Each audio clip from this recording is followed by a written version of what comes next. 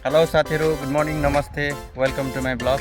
तपाईहरुलाई मेरो ब्लगमा धेरै धेरै स्वागत छ। आज पुनः म नयाँ लोकेसन, नयाँ ठाउँमा काम गर्न आएको छु हैन। हेर्न सक्नुहुन्छ यो ब्याकग्राउन्ड यस्तो छ।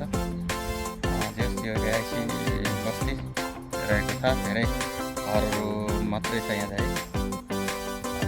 फेरि हाम्रो साइड हेर्नुस् यस्तो छ। ग्राउन्ड यस्तो छ, हामीले बनाइरहेको बाटो यस्तो छ। देखि सिधा बाटो जोडिन्छ, त्यसै गरी यताबाट जोडिन्छ है। हामीले लगभग यो बाटो बनाउन कम्प्लिट गरिसकेका छौँ। अब फाइनल सायद आज अलिअलि मिलाउनु पर्ने हुन्छ। काम हाम्रो यहाँ प्रदेशमा यस्तै हो साथीहरू, स्टिल बाई स्टिल हुन्छ, बराबर मिलाएर काम गर्नुपर्छ। धागो टाँगेर मजाले चेकिङ गरेर 1-2 सेन्टीको पनि फरक हुनु भएन, पुरा मिलाएर काम गर्नुपर्छ। हेर्न सक्नुहुन्छ यहाँ बोट बिरुवा पनि ओहो कति मजाले फलेको, जुलपीको बोट हेर्नु साथीहरू। यो हाम्रो नेपालमा पनि छ हैन। यहाँ पनि 12 मासे, फेरि कुनै फलिरहेछ, कुनै फुलिरहेछ, कुनै पाकिरहेछ। हेर्न सक्नुहुन्छ साथीहरू, यस्तो नि हुन्छ है प्रदेशको जुलपीको बोट। अनि यहाँको ठाउँ हेर्नुहोस्। र त्यसै गरी हामीले चलाइरहेको मेसिन एउटा बकेट पनि हो। यो कम्पनी बकेट रहेछ, यो पनि तर सानो भए पनि काम चाहिँ निकै गर्छ है। यो हेर्दा मेसिन सानो तर काम चाहिँ धेरै गर्छ। धेरै पर्पजको लागि युज हुन्छ, सामान बोक्ने, माटो मिलाउने, माटो बोक्ने, लोडिङ गर्ने।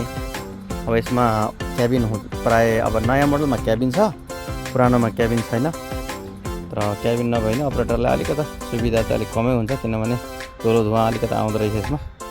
यो मेसिन यस्तो मेसिन हो, यसमा हरेक चिज फिट हुन्छ। बकेट, ब्रेकर, ड्रिलर, अनि ट्रेन्च खन्ने, एक्सकाभेटर, ग्रेडरसम्म यसमा फिट हुन्छ है साथीहरू यो मेसिनमा। यो धेरै पर्पजको लागि युज गर्ने मेसिन हो।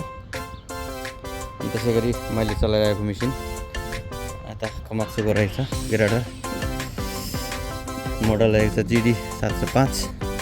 अनि यो पनि निकै पुरानो त नभनौँ, यो 10-12 वर्ष पुरानो, 14 मा निकालेको मेसिन हो। 10-12 वर्ष पुरानो छ, तर पनि मेसिन कन्डिसनमा रहेछ, राम्रो छ। अनि यहाँ अपरेट गर्नको लागि यहाँभित्र क्याबिनमा गर्नुपर्छ। यहाँको काम गरे यस्तै हो साथीहरू। मेरो भिडियोलाई कहाँबाट हेर्दै हुनुहुन्छ प्लिज लाइक, सेयर, कमेन्ट र मन पराइदिनुहोस्। यस्तै नयाँ ठाउँ, नयाँ लोकेसनमा तपाईँहरूलाई भिडियो बनाएर देखाउने प्रयास गर्छु।